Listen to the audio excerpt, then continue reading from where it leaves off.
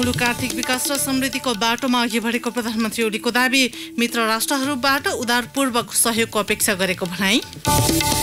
संघीय संरचना अनुसार समायोजन हुन नमान्ने कर्मचारी विरुद्ध सरकारले कठोर कदम चाल्ने सत्तारूढ नेकपाका अध्यक्ष दाहालको भनाई। ठूला राजनैतिक परिवर्तनका बावजुद कर्मचारीको मनोवृत्तिमा परिवर्तन आउन नसकेको टिप्पणी। पुल सुधार तथा मर्मत एवं खाद्य तथा पोषण परियोजना कार्यान्वयनका लागि विश्व बैंकद्वारा नेपाललाई 18 अर्ब रुपैयाँ सहयोग। 400 बढी पुल निर्माण गरिने। प्राकृतिक विपदका कारण जापानको अर्थतन्त्रमा गिरावट। पुनर्स्थापनाका लागि अनुमान गरिए भन्दा बढी रकम खर्च भएको सरकारको दाबी। र राष्ट्रिय खेलकुद परिषदको उपाध्यक्षमा पिताम्बर तिमसिनाको कमब्याक। खेलकुद क्षेत्रभित्र व्याप्त राजनीति हटाउने प्रतिबद्धता। नमस्कार, कान्तिपुर डायरीका साथमा रमेश र म पार्वता। समाचार अब विस्तारमा। प्रधानमन्त्री केपी शर्मा ओलीले नेपाल आर्थिक विकास र समृद्धिको बाटोमा लागेको दोहोर्याउनु भएको छ। प्रधानमन्त्री निवास बालुवाटारमा चीनका पर्यटन तथा संस्कृति मन्त्री लु सुगाङसँगको भेटमा प्रधानमन्त्री ओलीले नेपालले हिँड्न लागेको समृद्धिको बाटोमा मित्र राष्ट्रहरूबाट उदारतापूर्वकको सहयोगको अपेक्षा गरिएको बताउनुभयो। प्रधानमन्त्री ओलीको भनाइ उद्धृत गर्दै उहाँका परराष्ट्र सल्लाहकार राजन भट्टराईले समृद्धिको लक्ष्य हासिल गर्नका लागि मित्र राष्ट्रहरूबाट सहयोग अपेक्षा गरिएको बताउनुभयो। चिनिया पर्यटन मन्त्री सुगाङले नेपाल भ्रमण वर्ष 2020मा अधिकतम संख्यामा नेपालमा पर्यटक भित्राउने चीनको तयारी भएको बताउनुभयो। गत वर्षको तुलनामा यस वर्ष नेपाल भ्रमण गर्ने चिनिया पर्यटकको संख्या 48% वृद्धि भएको मन्त्री सुगाङले छलफलमा जानकारी गराउनु भएको थियो। नेपाल कम्युनिस्ट पार्टीका अध्यक्ष पुष्पकमल दाहालले स्थानीय तहमा जान नमान्ने कर्मचारीलाई जागिरबाट निकाल्नुपर्ने बताउनु भएको छ। जनतालाई सेवा र सुविधा प्रदान गर्न खटाइएका कर्मचारीले अटेर गरे सरकार कठोर निर्णय लिन पछि नहट्ने उहाँको भनाइ थियो। म्याग्दी उद्योग वाणिज्य संघले आज गरेको कार्यक्रममा उहाँले प्रदेश र स्थानीय तहमा समायोजन हुन नमान्ने कर्मचारीको विकल्प खोजिनु पर्नेमा जोड दिनुभयो। सिंहदरबारलाई गाउँमै पुर्याइदिने भने हो नि, त्यो त राम्रो कुरा हो नि। तर अहिले कर्मचारी समायोजनको समस्या सर्वत्र देखिएको छ। तपाईहरुले भने जस्तो हामी पनि बोल गर्दैछौँ। अब कर्मचारीलाई संविधानको मर्म र भावना अनुसार प्रदेश र स्थानीय तहमा जान सरकारले कठोर निर्णय गर्नुपर्छ। नमान्नेलाई निकाली नै दिनुपर्छ। अर्को कुनै उपाय छैन। मुलुकमा ठूल्ठूला राजनैतिक परिवर्तन भए पनि कर्मचारी तन्त्रको मनोवृत्तिमा परिवर्तन ल्याउन नसकेको उहाँको भनाइ थियो। राजाका पालामा तालिम लिएका हाकिमहरू अझै कार्यरत रहेकाले उनीहरूले जनताको हितमा काम हुन नदिएको उहाँको आरोप थियो। हामी कहाँ चाहे 7 साल हेरौँ, 17 साल हेरौँ, 46 साल हेरौँ, 62-63 हेरौँ, अब 72-75 पछिको पनि चाहिँ जतिसुकै सिस्टम बदलौँ, हामी जेसुकै भनौँ, मान्छे उनै तिनै मान्छे छन्। राजाको पालामा तालिम प्राप्त कुरा पनि मान्छे पनि त्यही छँदैछ। अझ ठुल्ठुला हाकिम त त्यस्तै बढी छन्। मान्छे ठुल्ठुला हाकिम मान्छेमा त छैनन्, ठुल्ठुला त उनै छन्। अनि हुने के गरेको छ भन्नुलाई भने राजनीतिक नेतृत्व गर्ने राजनीतिक पार्टीहरूले सङ्घर्ष गर्छन्, आन्दोलन गर्छन्, जनताको हितमा भनेर, राष्ट्रको हितमा भनेर बलिदान गर्छन्, परिवर्तन ल्याउँछन्, परिवर्तन हुन्छ पनि। 2-4 वर्ष ठुल्ठुला हाकिमसँग बस्दा बस्दै नेता जति हाकिम जस्ता हुन थाल्छ। स्थानीय तहले जनतासँग मनलाग्दी कर असुल्न थालेकाले संघीयताकै बदनाम गराउने प्रपञ्च भएको भन्दै उहाँले त्यसबारे केन्द्र सरकारले चाँडै निर्णय लिने बताउनुभयो। प्रदेश, स्थानीय तह र सङ्घको बीचमा अहिले थोरै यो प्रयोगको क्रममा जटिल हो कि भन्ने जो देखिएको छ यो अस्थायी हो भन्न चाहन्छु म। तपाईले यो करको समस्या स्थानीय तहले त जातिभित्र नै गर्यो, लाउन हुने पनि लाउन नहुने पनि जता पनि करै मात्रै भन्ने गुनासोहरू चाहिँ केन्द्रमा पुगेको छ राम्रैसँग। र यसको एउटा एकीकृत नीतिगत हल गर्नेतिर सरकारको ध्यान गएको छ, पार्टीको ध्यान गएको छ।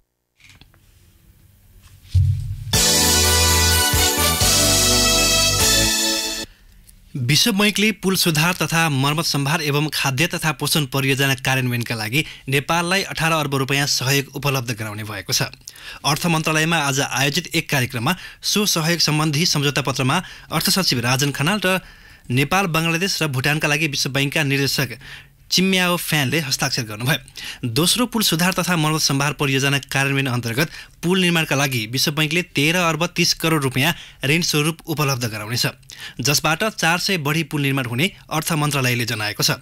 यस्तै खाद्य तथा पोषण सुदृढीकरणका लागि बैंकले 4 अर्ब 70 करोड अनुदान प्रदान गर्ने भएको छ। सो परियोजनाबाट 65,000 घर परिवार प्रत्यक्ष रूपमा लाभान्वित हुनेछन्।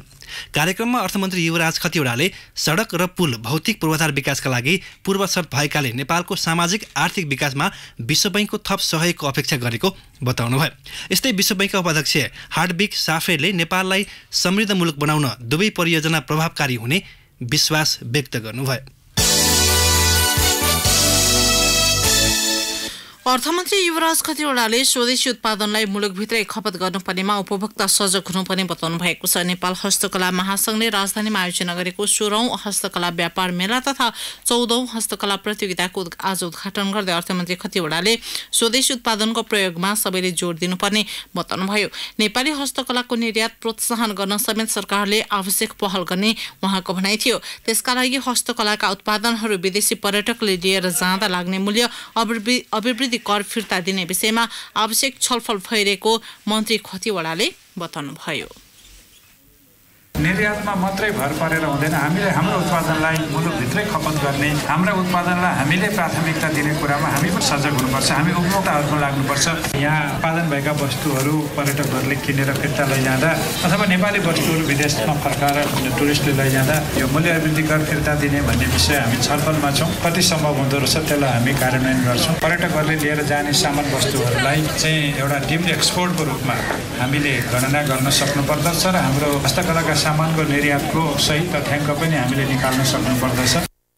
मन्त्री खतिवड़ाले प्रविधि हस्तान्तरण तथा अन्वेषणलाई अघि बढाउन सरकार र हस्तकला महासंघसँग सहकार्यका लागि तयार समेत रहेको उल्लेख गर्नुभयो। परम्परागत सिपलाई र परम्परागत कौशललाई नयाँ प्रविधिबाट पनि गर्न सकिन्छ भने त्यसको लागि प्रविधि हस्तान्तरणको लागि र चाहिँ अलिकति अन्वेषणलाई अघि बढाउनलाई नेपाल सरकार तपाईँहरूसँग सहकार्य गर्न तयार छ। पुँजीगत अनुदान दिन पनि सरकार तयार छ, किनभने यो सबैभन्दा बढी श्रम प्रधान क्षेत्र हो र स्वरोजगार सृजना गर्ने सबैभन्दा महत्त्वपूर्ण क्षेत्र हो र निर्यात प्रवर्धन गर्ने पनि क्षेत्र हो। त्यसो हुनाले सरकारले तपाईँहरूसँग काम गर्न चाहेको छ र मन्त्री खतिवड़ाले सबै स्थानीय तहलाई हस्तकलाका वस्तुहरू उत्पादन गर्ने ठाउँ तयार गरे आर्थिक सहयोगका लागि सरकार तयार रहेको बताउनुभयो। उहाँले हस्तकला क्षेत्रको विस्तारका लागि तालिम केन्द्रहरूको आवश्यकता उल्लेख्नुभयो। मन्त्री खतिवड़ाले स्थानीय कच्चा पदार्थमा आधारित हस्तकलाका सामानहरूको यथोचित प्रवर्धन भए राष्ट्रिय अर्थतन्त्रमा सकारात्मक प्रभाव हुने भन्दै यसको विकास र प्रवर्धन गर्न सरकारले सक्दो सहयोग गर्ने बताउनुभयो। कार्यक्रममा नेपाल उद्योग वाणिज्य महासंघका अध्यक्ष भवानी राणाले मुलुकको व्यापार घाटा न्यूनीकरणमा हस्तकला क्षेत्रले ठूलो मद्दत पुगेको बताउनुभयो। महासंघका अध्यक्ष धर्मराज साक्यले हस्तकला व्यापार मेलाले उद्यमी नेपाली हस्तकलाका वस्तुहरूको स्थानीय र अन्तर्राष्ट्रिय बजार प्रवर्धनमा सहयोग पुर्याउने दावी गर्नुभयो। कान्तिपुर डायरीमा अब ब्रेकको पालो। कान्तिपुर डायरीमा अब बाँकी प्रसङ्ग। बदलिँदो जीवनशैली, अत्यधिक मोटोपन, शारीरिक निष्क्रियता तथा अत्यधिक मादक पदार्थको सेवनका कारण विश्वभर मधुमेह पीडितको संख्या बढेको विभिन्न तथ्याङ्कले देखाएका छन्। अन्तर्राष्ट्रिय मधुमेह संघका अनुसार विश्वभर 42 करोड 50 लाख मानिस मधुमेहबाट ग्रसित छन् भने 35 करोड 20 लाख मानिस मधुमेहको जोखिममा छन्। आधाभन्दा बढी मानिसलाई त अझ आफूलाई मधुमेह भएको समेत थाहा नहुने अवस्था रहेको संघले जनाएको छ। नेपालमा मधुमेह रोगीको एकिन तथ्याङ्क नभए पनि कुल जनसङ्ख्याको करिब 20% मानिसमा मधुमेह रहेको आकलन चिकित्सकीय सङ्घ संस्थानहरूको छ। असन्तुलित खानपानसँगै विलासी जीवनका कारण दिनहुँ मधुमेह रोगीको सङ्ख्या बढ्दै गएको छ, जसकारण नसर्ने अन्य रोगहरूबाट प्रभावित हुनेहरू पनि बढ्दै गएको चिकित्सकहरू बताउँछन्। यसैबीच आज नेपालसहित विश्वभर परिवार र मधुमेह भन्ने नाराका साथ विश्व मधुमेह दिवस मनाइएको छ। दिवसका अवसरमा विभिन्न स्वास्थ्य संस्थाहरूले जनचेतनामूलक कार्यक्रमको आयोजना गरेका छन्।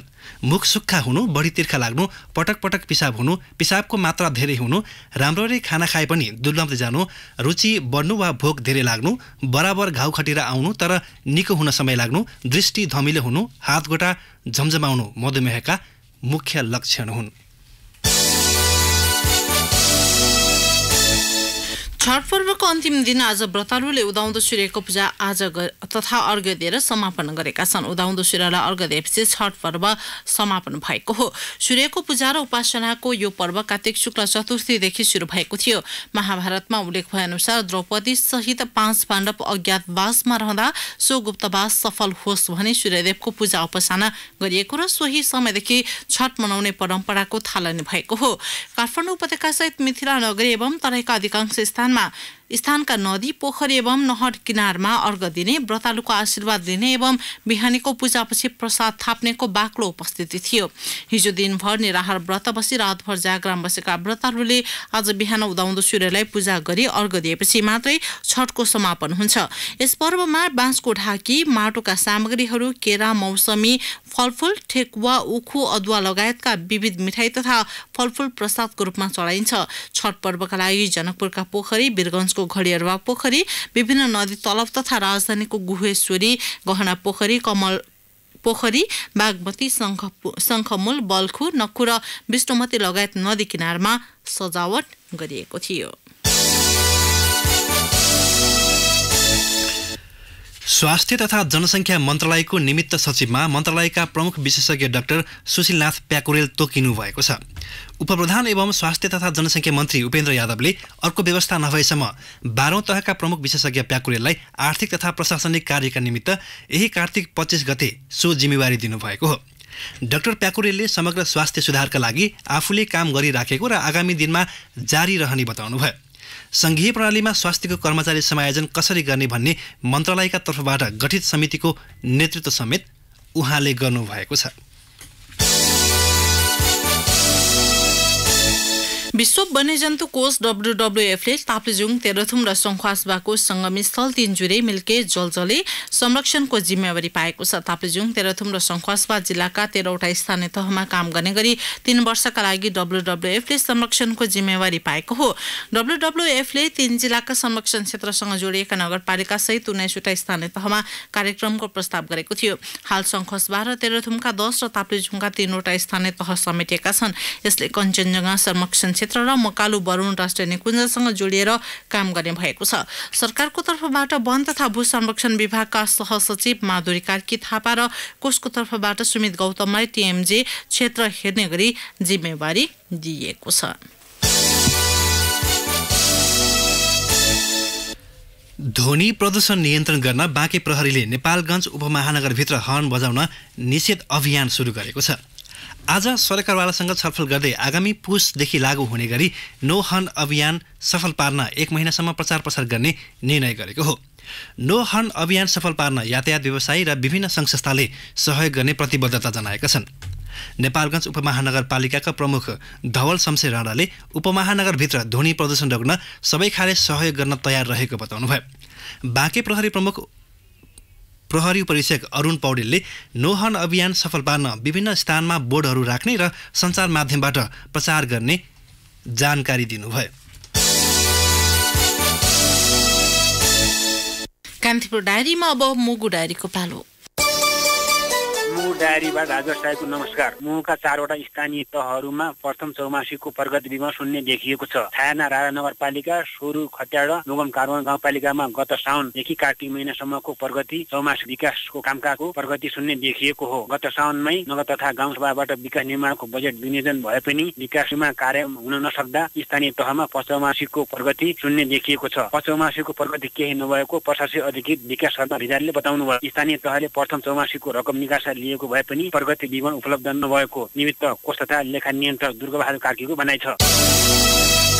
मुगुको पर्यटकीय गन्तव्य रारा घुम्न आउने आन्तरिक तथा बाह्य पर्यटकलाई होटलको अभाव भएको छ। सुविधायुक्त पर्याप्त होटल नहुँदा पर्यटकलाई राति बास बस्न र खानाको समस्या हुने गरेको छ। रमाउँदै रारा घुम्न आएका पर्यटकहरू होटलको अभावले निराशा भई फर्किने गरेका छन्। राताल वरपर डाँफे गेस्ट हाउस, भिलेज स्टेज र माझघट्ट होमस्टेमा पर्यटक अटाउन नसक्दा समस्या भएको हो। रारा घुम्न आएका पर्यटकले खाना र बासको कठिनाई खेपेर फर्किनु पर्दा राराको नराम्रो सन्देश जान थालेको पर्यटन विकास समितिका अध्यक्ष देवी कृष्ण रोकायाले बताउनुभयो। दशैं र तिहारको विदामा करिब 5000 आन्तरिक पर्यटक रारा भ्रमण गरिसकेका छन्। मुगुको छायाना रारा नगरपालिकाको मुन्दु गाउँमा स्वास्थ्य केन्द्र नहुँदा स्थानीयलाई उपचारमा कठिनाई हुने गरेको छ। मुन्दु गाउँदेखि पिना स्वास्थ्य केन्द्र पुग्न 3 घण्टा समय लाग्ने भएकोले स्थानीयलाई सिटमल पाउन समेत कठिनाई हुने गरेको छ। नगरपालिकाको भित्र बसेर कर तिर्ने र सेवा सुविधा केही नभएको स्थानीयको गुनासो छ। गाउँमा स्वास्थ्य केन्द्र नहुँदा बिरामी परे ज्यान बचाउन मुस्किल हुने गरेको स्थानीय कालु बोहरालले बताउनुभयो। बस्ती सेन्टरसम्म पुग्न 3 घण्टा लाग्ने भएकोले मुन्दु गाउँका महिला घरमा सुत्केरी हुने गरेका छन्।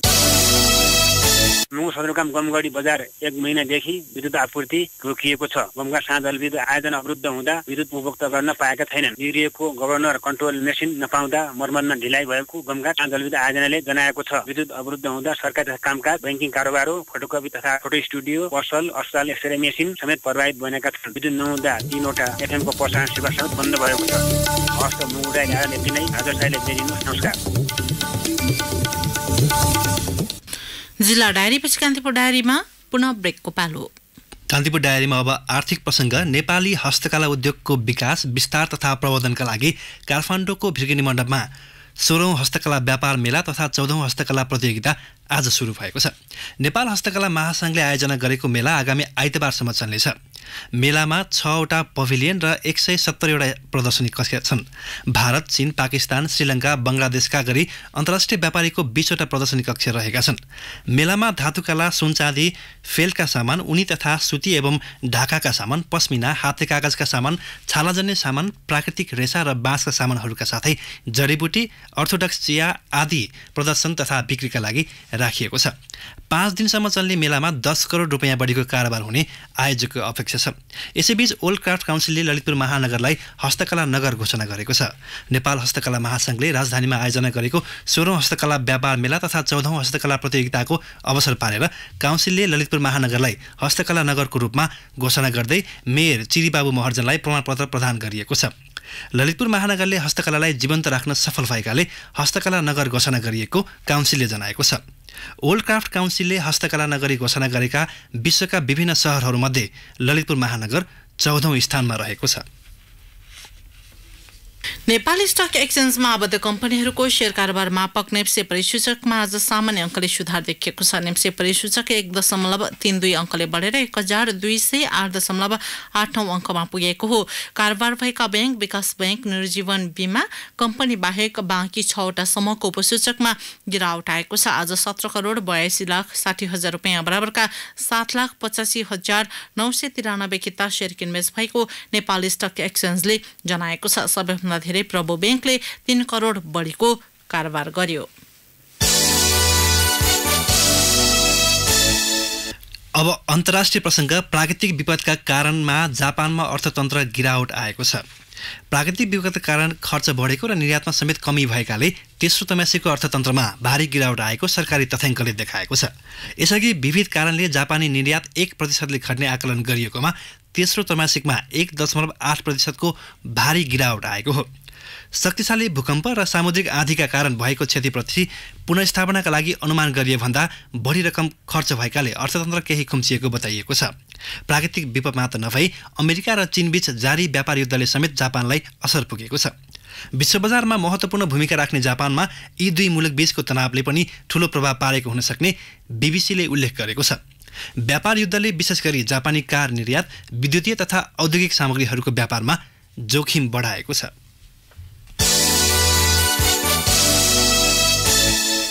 श्रीलङ्काको प्रधानमन्त्रीमा नियुक्त भएको 19 दिनपछि महिन्दा राजपाक्से पदमुक्त हुनुभएको छ। संसदमा पेश गरिएको अविश्वासको प्रस्ताव पास भएपछि राजपाक्से पदमुक्त हुनुभएको हो। संवैधानिक सङ्कट निम्त्याउँदै राष्ट्रपति मैत्रीपाल सिरिसेनाले राजपाक्सेलाई प्रधानमन्त्रीमा नियुक्त गर्नुभएको थियो। संसदमा सबैभन्दा बलियो तत्कालीन प्रधानमन्त्री रनिल विक्रमसिंघेको पार्टीले संसदमा जित हासिल गरे पनि आगामी प्रधानमन्त्री नियुक्तिको अधिकार भने राष्ट्रपति सिरिसेनाकै हातमा रहेको छ।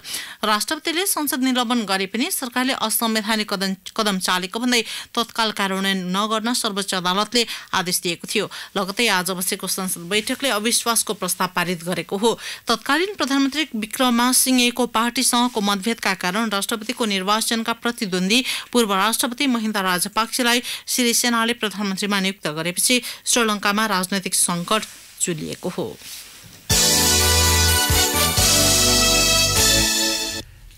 अब खेल प्रसङ्ग। राष्ट्रिय खेलकुद परिषदको उपाध्यक्षमा पीताम्बर तिमसिना नियुक्त भएका छन्। गत कार्तिक 25 गते बसेको मन्त्री परिषदले राखेपको रिक्त पदमा 3 जनालाई सदस्यमा नियुक्त गरेको थियो। सदस्यमा नियुक्त तिमसिना उपाध्यक्षमा मनोनित भएका हुन्।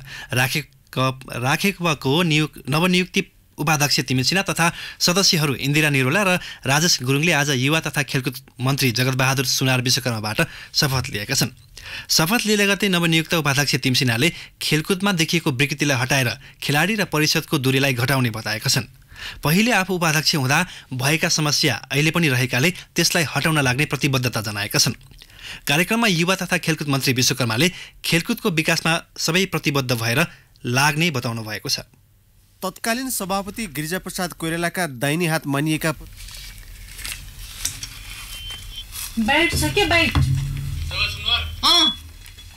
विशेष गरी नेपालको खेलकुद क्षेत्रसँग विद्यमान जे समस्या, जे चुनौती र जे अभिभावनाहरू छन्, यी चुनौती, यी समस्यालाई सम्बोधन गरेर नेपालको खेलकुद क्षेत्रसँग देखिएका हाम्रा राष्ट्रिय अभिभावनाहरू पूरा गर्ने दिशातर्फ युवा तथा खेलकुद मन्त्रालय, राष्ट्रिय खेलकुद परिषद संकल्पका साथ हामी काममा केन्द्रित भएर लागिरहेका छौँ।